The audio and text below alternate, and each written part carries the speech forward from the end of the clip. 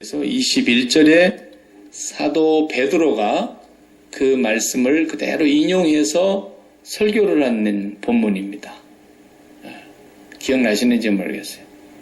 사도행전 2장에 그러니까 성령이 충만한 오순절에 12제자와 거기에 마가의 다락방에 모였던 약 120명의 그 무리들이 기다리고 있었습니다. 예루살렘을 떠나지 않고.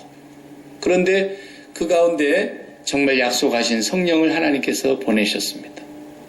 그리고 제자들이 막 각 지역의 방언으로 하나님의 말하게 하시는 능력을 힘입어서 불의 혀같이 말을 하더라 그랬어요. 그래서 그때는 그 오순절 절기를 지키기 위해서 유대인들이 각처에서 모여들었지만 또 이방 땅에 나가 있었던 수많은 유대인들도 명절이 되면 중요한 그 절기마다 예루살렘에 찾아오지 않습니까? 그러니까 뭐 지금으로 말하자면은 디아스포라죠. 디아스포라. 자기 나라 고국에 살지 못하고 이렇게 외국으로 나가서 살면서도 유대인의 정체성을 꼭 지키면서 살았던 그 사람들이 절기에 모여들었는데 약 한 15개 지역의 언어를 사용하는 그런 지방에 흩어져 있었던 사람들이 모였어요. 그런데 갑자기 성령이 임하여 그 12사도와 120명의 거기 성도들이 하나님의 말하게 하심을 따라서 막 말을 하기 시작하는데 그 말이 어떤 말은 알아들을 수 있는 말이고 어떤 말은 못 알아듣는 말이에요. 왜 그렇습니까? 각 지역의 언어를 사용하니까. 그걸 보고 우리가 다이얼렉트라 그러죠. 방언이라는 거예요. 그 방언이라는 말은 지방 사투리나 혹은 지방의 언어도 다이얼렉트라 그러잖아요. 그러면은 우리가 대한민국 조그만 땅에서 살다 왔지만 제주도 가보면은 제주도의 정말 본토 방언은 잘 못 알아듣는 단어가 많이 있듯이 각 나라에 흩어져서 각 지역의 언어를 사용하고 있었던 그 시절에 예루살렘에 올라왔는데 자기들이 살다가 온 지역의 말을 막 하는 거예요. 그러니까 이 사람들이 학문도 없는 사람들이고 배움이 약한 사람들인데 어떻게 이렇게 외국어를 유창하게 잘하나?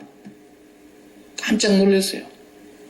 그리고 또 자기들이 듣도 보도 못한 말도 막 하고 그러니까 다 조롱을 하거나 이것들이 술 먹고 술 취해가지고 이러는구나 하고 비방을 했다 그랬어요. 그때 베드로가 일어나서 설교를 하는 내용에 이 요엘에서 오늘 우리 읽은 본문을 그대로 인용을 해왔어요. 오늘 28절에 붙어서 우리가 읽은 내용이 뭐라고 나옵니까? 그 후에 내가 내 영을 만민에게 부어주리니 너희 자녀들은 장래일을 말할 것이며 너희 늙은이는 꿈을 꾸며 너희 젊은이는 이상을 볼 것이며 이 말씀이 지금 요엘서의 예언인데 베드로 사도가 여기 본문을 잘 알고 있었던 거죠. 그래서 성령께서 이 본문의 의미를 딱 해석해 주신 거예요. 그러니까 뭐 정확한 거죠. 요엘의 선지자를 통해서 말씀하신 대로 말세에 내 남종과 여종들에게 내 영을 부어주시겠다고 약속하신 그 하나님이 오늘날 여러분들이 보는 바와 같이 이곳에 그의 영을 부어주셨습니다.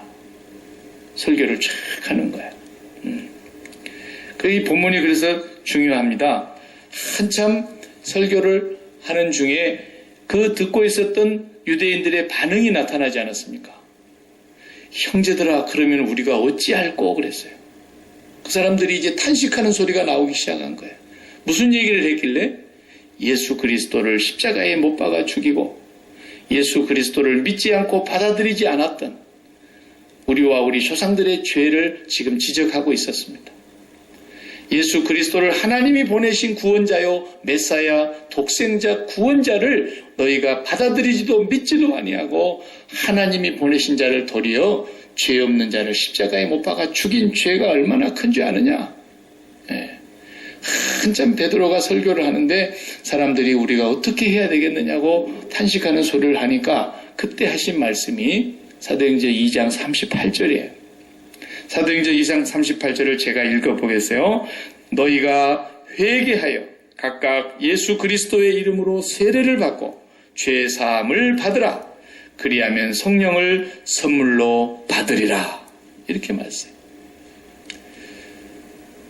사도 베드로가 그때 성령을 선물로 주시겠다고 약속하셨다는 거예요. 하나님 어떻게 하면? 회개하고 예수 그리스도의 이름으로 세례를 받고 죄사함을 받으면 성령을 선물로 받게 된다. 어떤 문서에는 성령의 선물을 받으리라 이렇게 되어 있는 데도 있고 어떤 문서는 성령을 선물로 받으리라 이렇게 되어 있는데요. 사실 같은 뜻인데 그렇게 번역이 되어 있어요. 그러니까 이 내용이 바로 요엘 선지자가 말씀하신 그 예언이 이루어진 날이라는 거예요. 말세에 내가 내 남종과 여종에게 내 영을 부어주리니 너희 자녀들은 예언할 것이요 장래일을 말할 것이요 너희 늙은이는 꿈을 꿀 것이요 청년들은 환상을 보게 될 것이다 라는 그 말씀이 지금 오늘 우리에게 이루어졌지 않느냐라는 거죠. 그러니까 오늘 요엘서에서 말하는 그 후에라는 이 단어는 언제를 말하는 거냐면 바로 오순절 그날을 기점으로 해서 예수님 재림하시는 날까지를 말하는 거예요. 지금의 시대는 신약의 시대와 지금 교회의 시대라 그러잖아요. 신약의 시대로부터 지금 교회의 시대는 무슨 시대냐? 성령을 받아서 살아가는 시대라는 거예요. 성령을 받지 못하는 사람은 그냥 구원이 없는 사람이에요. 성령을 받아서 살아가는 사람들은 죄사함을 받고 하나님의 자녀가 되고 중생하고 구원을 받은 사람들이란 말이죠. 이 약속을 지금 하나님이 이루어 주셨다는 것을 베드로가 해석을 해냈다 이거예요. 그러면 우리가 이 본문을 조금 더 신약을 통해서 해석을 해봐야 돼요. 왜냐하면 신약은 구약을 다 증명하고 해석하고 있기 때문에. 자, 형제들아 우리가 어떻게 할꼬? 그러니까 너희가 각각 회개하여 예수 그리스도의 이름으로 세례를 받고 죄사함 받으라 그랬어요. 그러면 예수 그리스도의 이름으로 세례를 받고 죄사함을 받는다는 말이 무슨 말인가를 알아야 되겠죠. 그것을 설명을 제일 잘하고 있는 신약 성경은 로마서 6장이에요. 거기 한번 로마서 6장을 같이 펴서 보십시다. 너무너무 중요한 말씀들이 로마서 6장에 많이 있습니다. 우리가 같이 읽으면서 보면은 예수 그리스도의 이름으로 죄사함을 받는다. 세례를 받고 죄사함을 받는다는 말이 무슨 뜻인가 설명이 나와 있어요. 자, 6장 3절을 먼저 읽겠습니다. 6장 3절 무릇 그리스도 예수와 합하여 세례를 받은 우리는 그의 죽으심과 합하여 세례 받은 줄을 알지 못하느냐. 3절에 설명을 잘했죠. 그리스도 예수와 세례를 받았다. 예수 그리스도 이름으로 세례를 받는다는 말이 무슨 말이냐면 예수 그리스도와 연합하여 세례를 받았다는 뜻인데 그 말을 설명했어요. 그의 죽으심과 연합하여 세례 받은 줄 알지 못하느냐 그랬어요. 그러니까 예수 그리스도께서 십자가에 죽으신 그 사건이 바로 오늘 내가 죽은 사건과 일치되는 사건이라는 거예요. 그래서 우리가 아이덴티파이 한다는 말이 동일시한다. 예수님의 죽음은 곧 나의 죽음으로 동일하게 여긴다. 그러니까 그리스도 예수님께서 죽으신 것과 연합해서 우리가 세례받은 줄을 알지 못하느냐 그랬어요. 이 죽는다는 말이지 그냥 목사가 머리에다가 이렇게 물을 찍어 바른다는 뜻이 아닙니다. 그것은 세례를 예식으로 만들어가지고 초대교회 때부터서 이 사람은 예수님을 정말로 믿고 예수 그리스도의 십자가에 죽으신 그 죽음이 나의 죄값을 짊어져서 죽으신 죽음일 뿐만 아니라 그분이 죽은 것은 곧 내가 죽은 것이라는 사실을 믿고 받아들이는 사람에게 이 사람도 예수 믿는 우리의 형제요 자매입니다라는 표가 뭐예요? 표가 예식으로서 그냥 물에 갖다가 이렇게 빠뜨렸다 죽였다가 다시 살려내는 것, 그 형식을 취하나 혹은 머리에다가 물을 뿌려서 세례 예식을 행하는 하나는 그것은 인준하는 예식일 뿐이지 실제의 의미는 그리스도와 함께 내가 죽음을 의미하는 거예요. 죽음. 4절도 읽어보세요. 그러므로 우리가 그의 죽으심과 연합하여 세례를 받음으로 또 그렇게 설명하고 있잖아요. 죽지 않으면 세례가 아니라는 뜻이에요. 죽으심과 연합하여 세례를 받은 우리는 다 같이 그의 죽으심과 연합하여 세례 받은 줄을 알지 못하느냐. 계속해서 그 말을 반복하고 있어요. 4절 다 같이. 그러므로 우리가 그의 죽으심과 합하여 세례를 받음으로 그와 함께 장사되었나니. 뭔 말이에요? 장례 치러버렸다는 거예요. 여러분, 죽지 않은 사람을 갖다 무덤에 묻었다거나 하면 그건 바로 경찰이 잡아갑니다. 그 뭐예요? 살인이니까.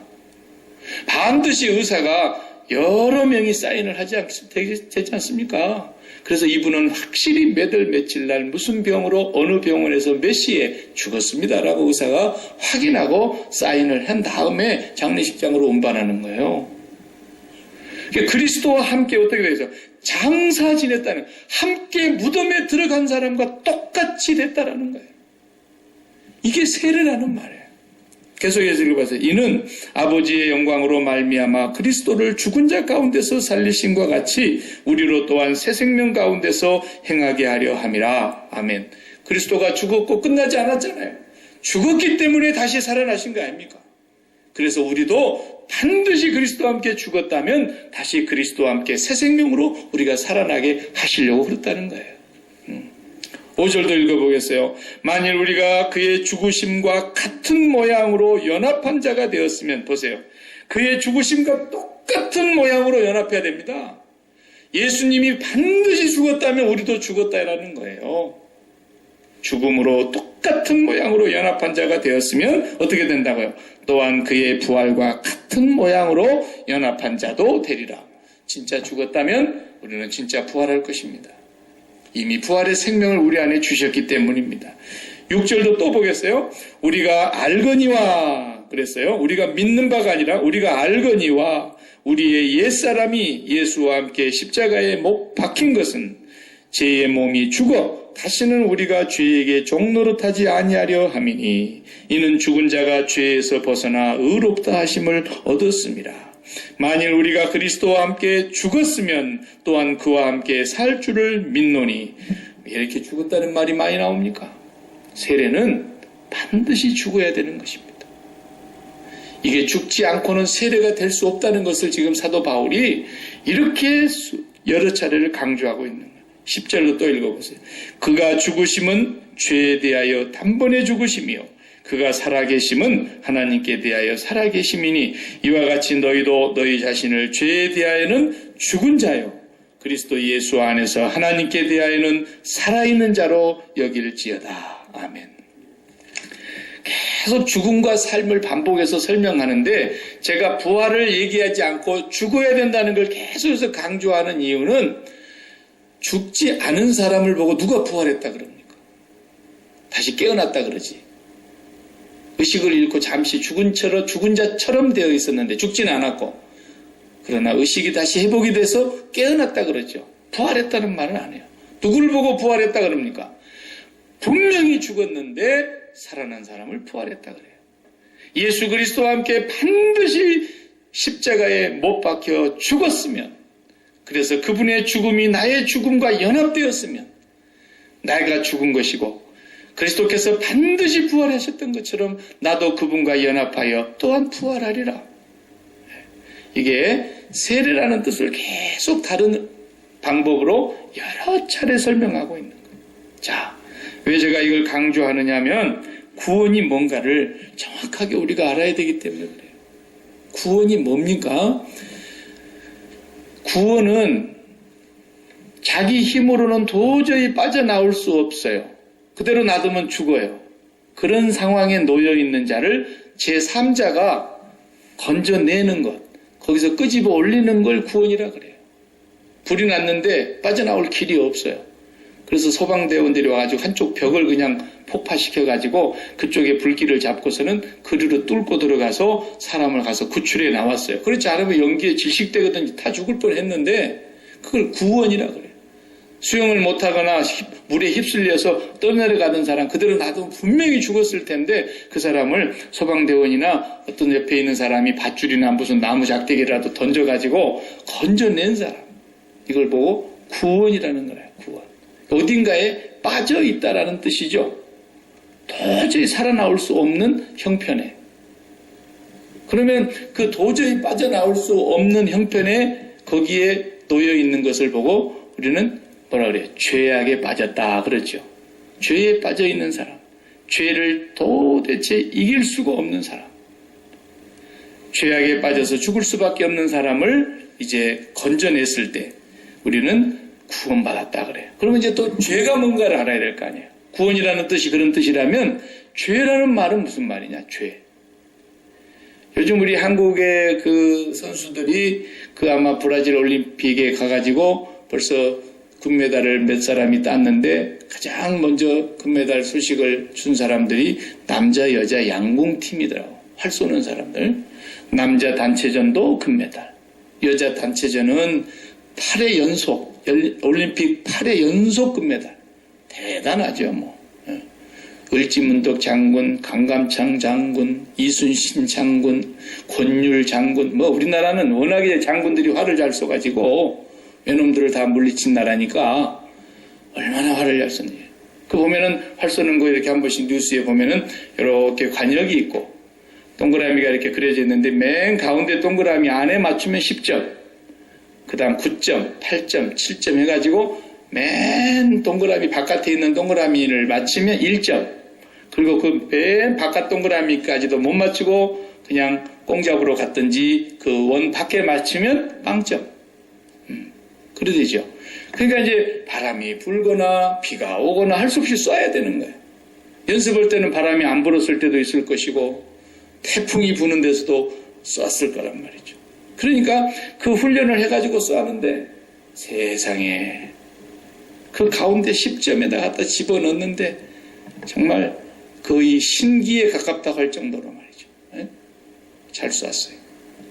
죄라는 말을 설명하려고 제가 설명하는 거예요. 죄라는 말이 거기서 온 거예요. 거기서. 하마르티아, 죄라는 단어가 성경의 언어에는 하마르티아. 그건 무슨 말입니까? 빗나갔다라는 뜻이거든요. 활을 이렇게 쏘았는데, 요즘 같은 총을 쏘았는데 관역에 딱 1점짜리 관역이라도 맞아야 되는데 1점도 못 맞추고 0점짜리 그냥 빵점 맞는 데다가 쏘아버렸다는 거예요. 그 관역에서 그냥 빗나갔다라는 말이 하마르티아라는 뜻인데 그게 성경에 전부 죄 계속 죄를 얘기할 때 그 단어예요. 그러니까 관역에서 빗나갔다라는 말이에요. 그럼 뭐 관역이 뭔데? 그 관역을 알아야 될 거 아니에요. 우리 예수 믿는 사람들이 관역에서 빗나갔다는 말을 어떻게 이해해야 되느냐 하면 그 관역은 하나님이세요. 하나님. 그래서 성경에 뭐라 그랬어요? 예수님이 성경 전체에서 제일 큰 계명은 신명기 6장 5절이다 그랬어요. 내 마음을 다하고 네 목숨을 다하고 뜻을 다하고 힘을 다하여 주 너희 하나님을 사랑하는 것이 우리가 마음으로 화살을 쏜다면은 큐피트 화살을 팍 날릴 때 그 하나님에게 우리가 쏴야 되는 거예요. 하나님께 내 마음의 화살을 팍 쏴서 내 온 마음과 온 힘과 온 뜻과 내 성품을 다해서 하나님께 마음을 드리는 사랑이 하는 것이었는데 그 관역이 그거였는데 그 관역에서 항상 빗나갔다는 거예요. 온 힘을 다해서 돈 벌이는데 힘을 쓰고 온 힘을 다해서 자녀 키우는데 힘을 쓰고 온 힘을 다해서 내 쾌락을 즐기고 내 취미생활을 즐기고 내가 세상에서 정욕을 채우는 일에 온 힘을 다해서 길에 행할 때나 집에 있을 때나 누웠을 때나 일어날 때나 집 안에 있을 때나 집 밖에 있을 때나 그것을 부지런히 가르치고 강론하라고 그랬고 그것을 이마에 붙이고 다니라 그랬고 옷에다가 써가지고 다니라 그랬고 문에다가도 달아놓고 들어오면서 나가면서 그것을 날마다 잊지 않고 하라 그랬는데 사람들은 그 하나님께 온 힘을 다해서 온 마음을 다해서 그 마음을 보내는 게 아니라 집에 있을 때에도 돈, 집 밖에 나갔을 때도 돈, 집 안에 있을 때도 자녀, 집 밖에 나갔을 때도 자녀, 집 안에 있을 때도 전부가 이 세상에 속한 것에 마음을 다하고 목숨을 다하고 뜻을 다하더라는 거예요. 요즘에 두 사람은 한 분은 남자고 한 분은 여자인데 집 안에 있을 때도 대통령, 집 밖에 있을 때도 대통령, 잠잘 때도 대통령, 눈을 떠도 대통령, 내가 대통령 돼야 된다고. 그게 뭐냐? 하나님이 볼 때 엄청난 죄악이라는 거예요. 매일마다 죄 짓고 있는 거예요. 그 두 양반이 지금. 사실로. 눈을 감아도 하나님, 내가 이 나라의 대통령 될 자격이 없는 사람인데 나를 불쌍히 여겨주시옵소서. 눈을 떠도 거기도, 집에 있을 때도 거기도, 집 밖에 나갈 때도 거기도, 잠을 잘 자다가도 거기도, 잠에서 일어나도 거기도. 그렇다 하면 내가 그분 찍어주고 싶어. 정말. 예. 절대로 그렇게 하지 않습니다. 그렇기 때문에 우리가 이 세상에 살아간다는 자체가 죄악으로 찌들어져 사는 거예요. 아무리 안 그러려고 해도 그렇게 살 수밖에 없는 것이 모든 인생들. 그래서 모든 사람이 죄를 범하였으며 하나님의 영광에 이르지 못한다 그런 거예요. 마음을 다하여, 목숨을 다하여, 힘을 다하여, 뜻을 다하여 돈 버는 데는 자나깨나 할 수 있지만 왜 하나님은 마음을 다하여, 뜻을 다하여, 목숨을 다하여, 힘을 다하여 자나깨나 생각하지 못할까? 우리가 죄인이기 때문에 그렇습니다. 우리가 죄인이기 때문에. 이런 죄인이 바로 하나님 앞에서 관역이 빗나간 사람들이다, 죄인이다, 이렇게 말하고 있는 거예요.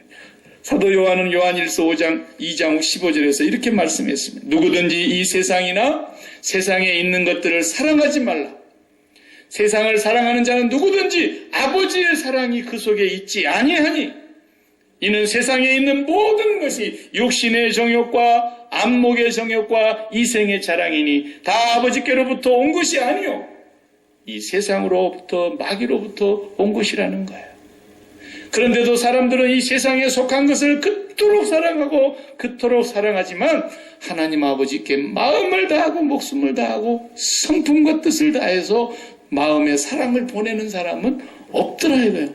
찾아보니까 한 명도 없더라 그러잖아요, 성경에. 만약에 있다면 있다 그러죠, 성경은. 그러나 로마서 3장 10절에 그런 의인은 없나니 하나도 없으며 한 명도 없어요. 그래서 모든 사람이 다 죄인이고 모든 사람이 하나님의 심판에 이르러야 된다는 것입니다. 저와 여러분은 하나님과 세상이 된 이 상태에서 지금 중간 지점에 있는 거예요. 내가 하나님께로 전심을 다하여 있느냐, 땅을 향하여 전심으로 다하여 있느냐, 우리는 그 가운데에 끼어 있는 사람들인데 모두가 다 우리의 마음을 들여다보세요. 지난주에 제가 회개가 뭐라 그랬어요? 마음을 찢는 거라 그랬잖아요. 옷을 착 찢고 잘못했습니다. 맨날 해도 소용없더라는 거예요. 마음을 찢어야 되는데 그 마음을 찢는 것이 제가 지난주에 뭔가를 설명했어요. 그 마음을 찢으면 기가 막히게 아픈 것들이에요. 마음 자체는 찢어도 안 아픈데 마음에 들어와지 말아야 될 것이 들어와가지고 마음에 가득히 담고 온 마음을 다하여 온 힘을 다하여 온 뜻을 다하여 자나깨나 돈 하다 보니까 돈이 마음에 딱 들어와가지고 그것이 마음에 들어온 뒤 어떻게 돼요? 오랫동안 수십 년 동안 그렇게 마음에 들어오다 보니까 마음에 붙어갖고 살이 돼붙어요. 살이. 마음하고 이렇게 물과 기름처럼 이렇게 붙질 않아야 되는데 붙어갖고 마음과 돈이 한 몸뚱아리처럼 살이 돼버렸다니까. 그래서 돈을 이렇게 딱 찢어내봐요. 거기서. 그러면은 마음이 쫙 찢어서 오기 때문에 마음이 막 천갈래 만갈래 찢어지는 거예요. 네. 그래서 마음을 찢는다 그럴 때 찢김을 당하는 것은 하나님께 맞는 거고 찢김을 당하는 것은 하나님이 사랑하시니까 사랑의 매를 때리는 거라 그랬잖아요, 성경에. 그러나 하나님이 사랑의 매를 때리기 전에 내가 먼저 찢어버려야 되는 거예요. 내가 먼저 스스로 찢어버리는 거예요. 그 찢음을 어떻게 찢는 것이냐는 걸 지난주에 말했죠. 예수 그리스도의 십자가에서 자신의 몸이 찢겨진 것은 바로 우리의 죄악의 몸을 다 찢은 것이다. 그래서 그리스도의 죽음이 나의 죽음이라는 걸 실제로 믿고 받아들이고 날마다 그것을 고백하면서 사도 바울이 나는 날마다 죽노라. 나는 날마다 죽노라. 그리스도와 함께 죽는 삶을 매일매일 고백하고 살았어요. 그렇게 고백을 하지 않고 마음에 세상을 담는 사람을 제가 사진으로 찍어보니까 어떻게 나온가. 제가 보여드릴 테니까 잘 봐요. 이렇게 나왔어요. 마음에 살이 되어버린 모습. 저분한테 내가 양해를 구하지 않고 그냥 했는데 누군지 모르니까 알 수가 없어요. 이상한 질병을 앓고 있는 분이세요. 저분이 처음부터 저렇게 부모에게서 태어난 사람이 아니에요. 어느 날 살다 보니까 자기 몸에 이상한 병이 왔는데 저렇게 얼굴이 사방에 덕지덕지 필요 없는 살들이 종기처럼 나더니 그게 점점 자라서 점점 커져서 이 몸이 얼굴이 정말 말이 아니잖아요. 지금. 저분이 이제 다시 정상적인 얼굴을 되찾으려면 어떻게 해야 돼요? 저기 살이 얼굴에 본 살이 아닌 건 다 잘라내야 돼요. 다 뜯어내야 돼요. 그러자니 저걸 칼로 해가지고 물론 마취해가지고 해야 되겠지만 저거 뜯어놓으면 얼마나 아프겠어요. 예. 얼굴에 저게 얼굴이 아닌 살이 막 저렇게 덕지덕지 붙었으니 말이에요. 저걸 뜯어낸다고 생각해보세요. 저걸 마취를 안 하고 강제로 뜯어낸다고 하면 아마 죽을걸요. 거의 반 죽을걸요. 예. 우리가 마음에 그런 상태가 됐다 그 말이에요. 지금 마음을 다하여 목숨을 다하여 힘을 다하여 주 너희 하나님을 사랑하고 이것이 크고 첫째 되는 계명이고 너희 마음이 맞춰야 될 관역인데 그 관역에서 날마다 빗나가서 이 세상이나 세상에 있는 것들을 그토록 사랑하고 우리 육신의 정욕을 마음에 계속 채우다 보니까 어느 날인가 하나님께서 그 마음에 살이 돼가서 마음에 저렇게 붙지 말아야 될 것들이 붙어있는 상태에 있을 때 그 마음의 살을 찢어내니까 돈을 찢어냅니다. 건강을 찢어냅니다. 어떤 경우는 자식을 찢어냅니다. 어떤 경우는 평생 일궈놓은 사업도 찢어냅니다. 평생의 명예와 권력을 추구하면서 살았던 사람이 명예와 권력이 땅바닥에 내동댕이 쳐지면서 옷을 벗김을 당하고 감옥에 끌려갑니다. 그러면은 막 가슴이 천갈래만갈래 찢어지는 거예요. 왜? 그가 지금까지 마음속에 이렇게 이것들을 사랑하고 있었기 때문에. 그래서 이것이 강제로 찢김을 당하는 것은 하나님의 사랑의 채찍이고 그렇게 찢김을 당하면서라도 하나님 잘못했습니다. 그리고 회개하고 돌아오면 복이 되려니와 그렇게 찢김을 당해도 못 깨달으면 저주를 받는 것이고 그러나 예수를 믿는 우리들은 찢김을 당하기 전에 먼저 내가 마음을 찢고 회개해야 된다는 겁니다.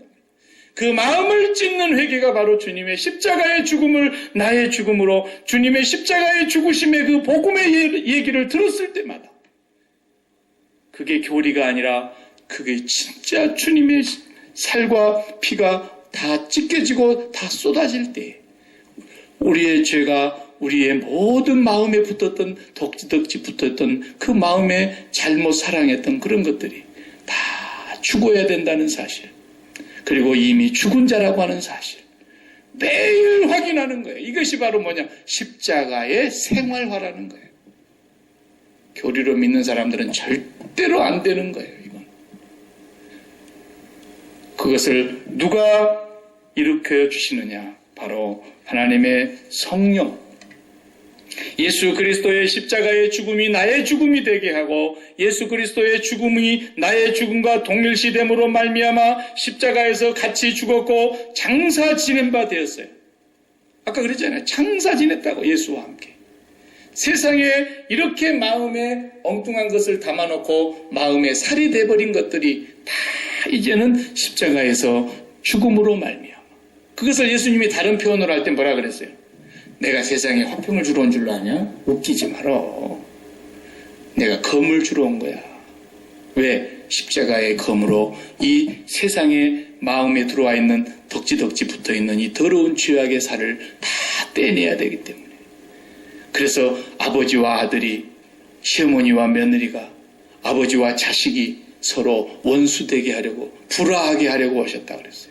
그 중에 제일 너의 원수가 네가 제일 마음에 오랫동안 담고 있고 네가 떼려고 해도 절대 떨어지지 않고 너를 괴롭히는 네 집안 식구일 것이다 그랬어요. 그게 내 원수가 내 원수. 여러분 아시겠어요? 기독교를 우리가 바르게 알아야 돼요. 내가 자식을 막 그렇게 사랑하고 그냥 쥐면 꺼질까? 놈은 나를까? 그냥 자식을 그냥 집에 있을 때도 자식, 집 밖에 있을 때도 자식, 잠자기 전에도 자식, 일어날 때도 자식, 길에 행할 때에도 자식. 아니 그렇게 하라 그랬어요? 일어날 때나 잠잘 때나 길에 행할 때나 누웠을 때나 집 밖에 있을 때나 주 여호와 하나님을 마음을 다하여 힘을 다하여 사랑하라고 그랬지. 그러니까 하나님께서 뭐라 하셨어요? 아따 네 새끼 네가 또 엄청 사랑하는구나. 하나님 뭐라 그래요? 웃기고 있네. 제가 내 자식 셋인데 내 자식인 줄 알고 내가 그것들을 그렇게 사랑하고 있으면 하나님께서 박 목사 저건 놀고 있네. 내가 사랑하는 건 엄청난 죄악이에요. 엄청난 죄악이에요. 기독교인들이 그걸 알아야 돼요. 세상 사람들은 죽었다 깨나도 그게 무슨 말인지 몰라. 그러나 하나님께서는 내가 그를 그 어미가 뱃속에 담기 전에 하나님께 복중에 지키도 전에 하나님께서 그를 먼저 알았고 창세 전에 그리스도 안에서 하나님이 먼저 그를 지으셨고 사랑하셨어요. 그분이 십자가로 죄를 씻어주실 분이고 그분이 십자가로 구원해 주실 분이고 그분만이 이 아이의 생사화복과 일생의 흥망성쇠를 책임질 수 있는 분이세요. 그분이 진짜로 사랑하시는 분이에요. 그렇기 때문에 나는 내 자식을 내가 사랑하는 것이 아니라 내가 마음을 다하고 힘을 다하여 그 하나님만을 추구하고 사랑하고 그 하나님께만 내가 마음을 보내기 위해서 날마다 내 마음의 자식을 십자가에서 죽여야 되는 거예요. 그리고 하나님을 사랑하고 하나님을 사랑하는 가운데서 그 하나님의 사랑이 내 안으로 가득히 성령으로 물붓는 바 되어도록 충만하게 하나님의 사랑이 채워졌을 때, 그래서 하나님의 사랑이 듬뿍 채워지고 나니까 더 이상 이제는 먹고 싶은 것도 없고 갖고 싶은 것도 없고 더 이상 소원이 없어요. 왜? 하나님으로 충만한 사랑이 내 마음에 물붓듯이 부어졌으니까. 그러니까 그 부어지는 그 하나님의 영원한 사랑을 내가 맛보고 나니까 그 사랑이 어디로 흘러가는 거예요? 집에서는 내 남편에게로, 내 아내에게로, 내 자식에게로 막 흘러가는 거예요. 이 왼수 같은 아무개 놈아, 왜 네가 나의 이 속을 뒤집어지게 하느냐?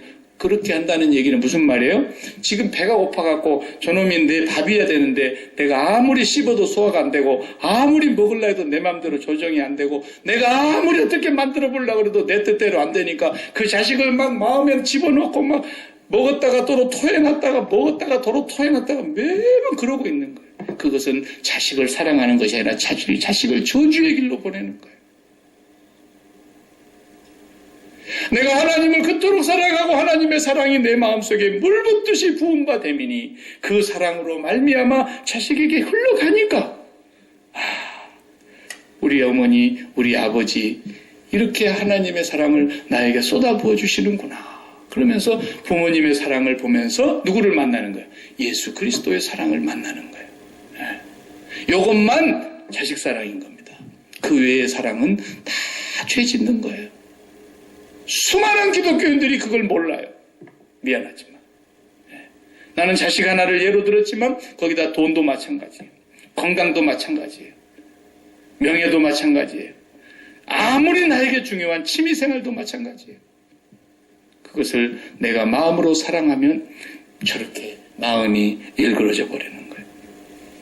십자가에서 철저하게 주님이 죽으시고 찢기시고 피 한 방울 물 한 방울 없이 다 쏟아내신 이유는 바로 우리가 그렇게 철저하게 죽어야 되기 때문이었어요.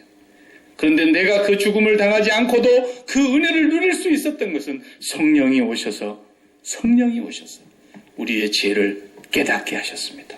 그가 오셔서 죄에 대하여 의에 대하여 심판에 대하여 책망하시리라 그랬잖아요. 성령이 오셔서 우리가 그것이 죄악이라는 걸 알게 된 거예요. 성령을 받지 아니하면 절대로 이렇게 사는 게 죄인지를 몰라요.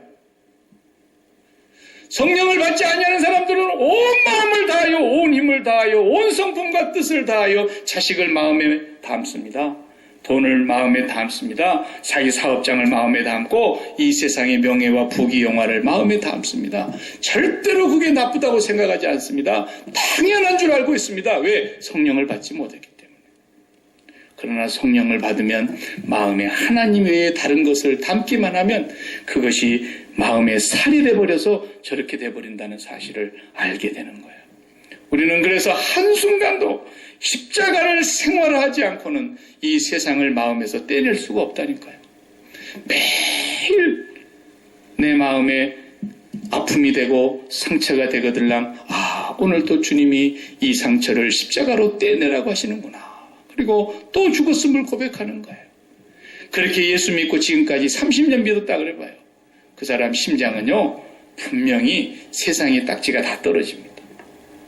그리고 하나님이 그 안에 늘 함께 계심을 깨닫게 삽니다.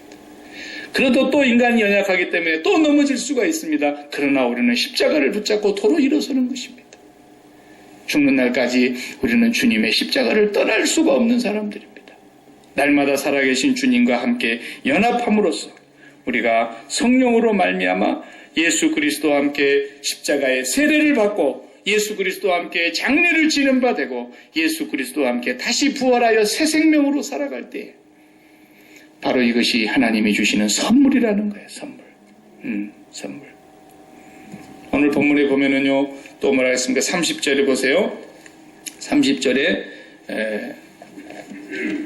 본문 펴셨죠? 내가 이적을 하늘과 땅에 베풀리니 곧 피와 불과 연기 기둥이라 그랬습니다. 갑자기 무슨 말씀입니까? 이제 마지막 때에 하늘과 땅에 하나님의 엄청난 31절 여호와의 크고 두려운 날이 온다는 것입니다.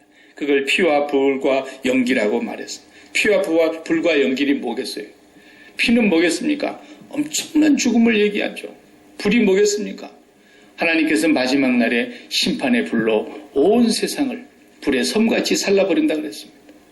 베드로 사도가 분명히 베드로전서 3장 12절에 그날에 하늘이 불에 타서 풀어지고 물질이 뜨거운 불에 녹아지려니와 그랬어요. 그리고 쓰레기장에 영영토록 연기가 피어오르는 것처럼 하나님께서 이 땅을 크고 두려운 날에 심판하실 것을 말씀하고 있는 것입니다.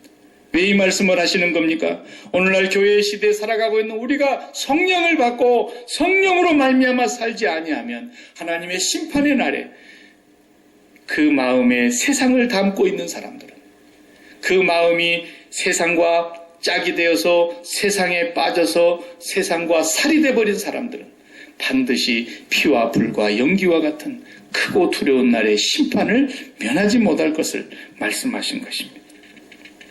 그래서 오늘 저와 여러분이 분명히 회개할 때 뭘 회개해야 된다는 걸 이제 알아야 합니다. 우리 성도들이 기도할 때 그렇게 기도했으면 좋겠어요. 하나님 나의 모든 죄를 용서해 주옵시고 그렇게 기도해도 좋지만 그 죄가 뭐냐는 거예요. 구체적으로 하나님 앞에서 혼자 기도할 때는 그 구체적인 죄를 고백해야 돼요. 대중 앞에서 고백하려고 하면 그건 또 부끄러울 수도 있고 그것도 꼭 그래야 되는 거 아니잖아요.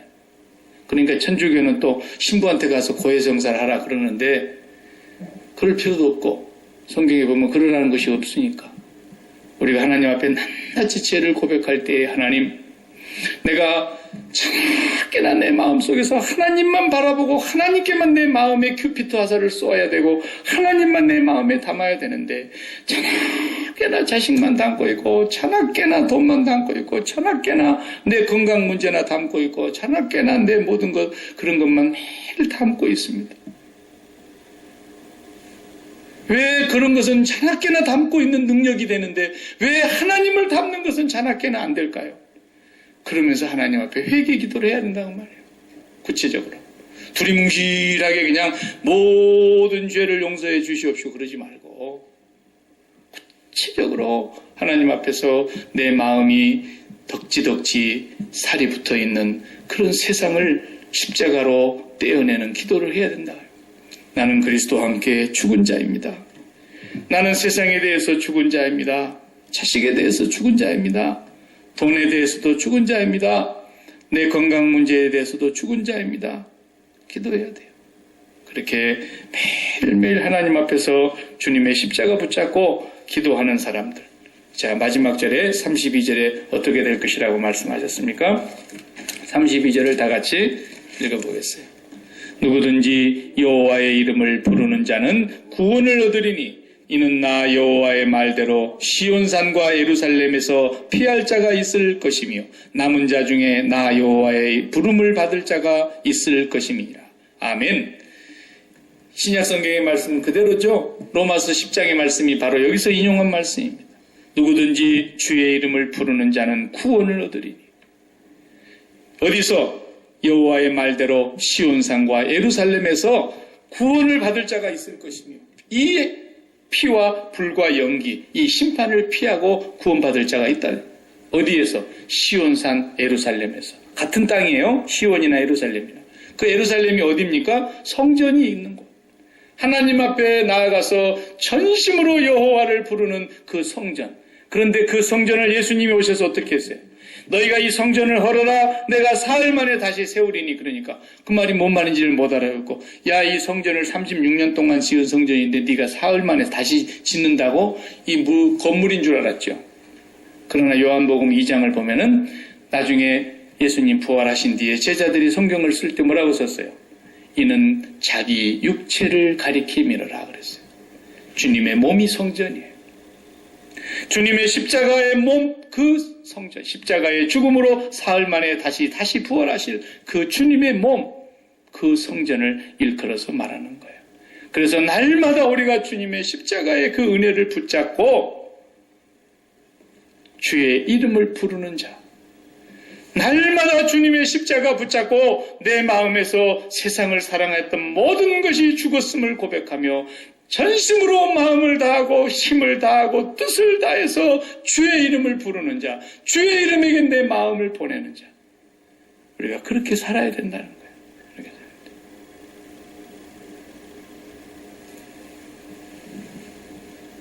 여러분들이 집에서 기도할 때에도, 개인 기도할 때에도, 교회 와서 혼자 기도할 때에도 그것이 기도가 기도 제목이어야 돼요. 그래서 날마다 주님의 십자가를 굳게 붙잡고 예수 그리스도의 이름으로 세례를 받은 자는 죄사함을 받고 성령의 선물을 받는다. 그렇기 때문에 오늘 우리들이 날마다 그리스도의 십자가를 생활하면서 회개하고 마음을 찢을 때마다 하나님의 성령이 우리에게 늘 함께 하시는 거예요. 성령을 선물로 받게 되는 거예요. 날마다 성령의 이끌림을 받는 거예요. 이 삶이 바로 성도의 삶이라는 약속을 요엘 선지자를 통해서 이미 주셨고, 그것을 오순절에 성취하셨고, 오늘 우리에게도 변함없는 약속이 되고 있는 사실입니다. 기도하시겠습니다.